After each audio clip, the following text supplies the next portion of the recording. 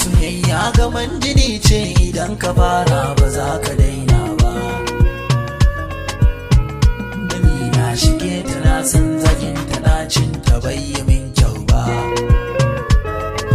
To a zato na ni na yi dace na yar budurwa bikin dirin haiba. A koda yaushe idan na kalle ta ko alibiya ba za a kushe ba.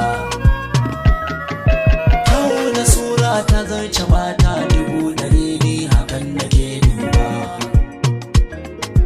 A shekara tun da ban fahimta ba, a zuciya na baki ne, kin ce kina so na tintini.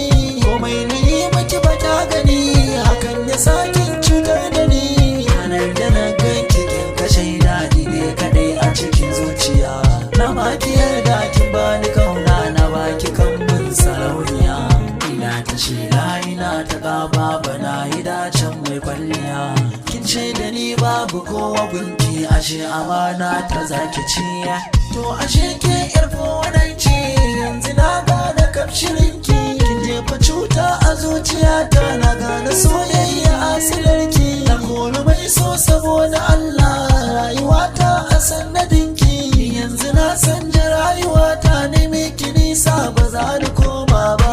Alhamdulillah na gode, Allah ya min kyauta. Daga kone siffar cuta, ka bani babbar mata.